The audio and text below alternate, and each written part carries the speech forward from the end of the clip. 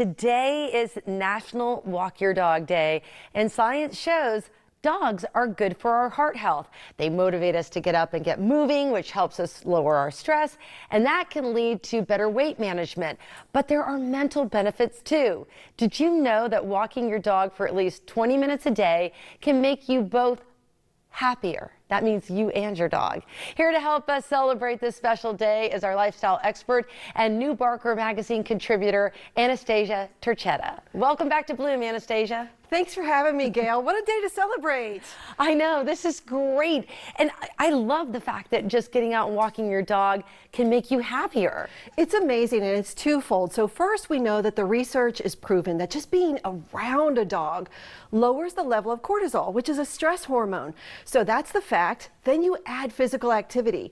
Physical activity, we know, releases endorphins, and those endorphins are associated with increasing our happiness and increasing our mental energy.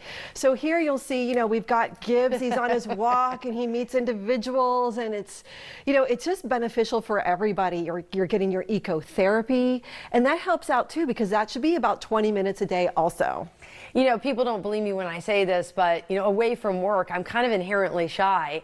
And I always notice when I'm out walking Marble, she wants to go meet another dog. And then the next thing that I know, I'm talking to a neighbor and I start feeling better. And it's almost like dogs help you get out of that social shell that you might be living in. And that can help with mental health as well. Absolutely. The socialization, I think we underestimate it. We don't realize that when you're walking with your dog, basically you have your companion with you. Mm-hmm. So not only do you have that, which is also a companion that's non-judgmental, by the way. Right. So you have a non-judgmental companion, and then it also reduces loneliness, and it gives us a sense of community. As you can see, I was walking with my girlfriends. We decided to check out Dunedin.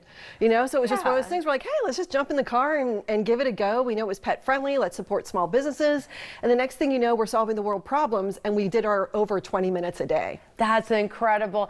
And dogs really do motivate you to get up moving. I mean, even on days that I'm like, I don't feel like taking a walk, Marble's kind of cocking her head, looking at me, and I'm like, you've been stuck in this house all day. Let's go, sister.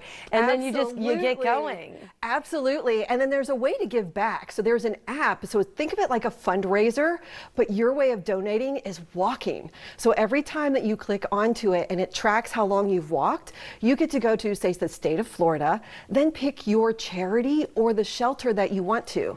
So it's really cool and a fun way to motivate us, because we know we're getting the physical benefits. We know it's great for our well-being. So why not walk with a dog and for a dog? I like that. So what would you say are your top 7 tips for a happier dog walk?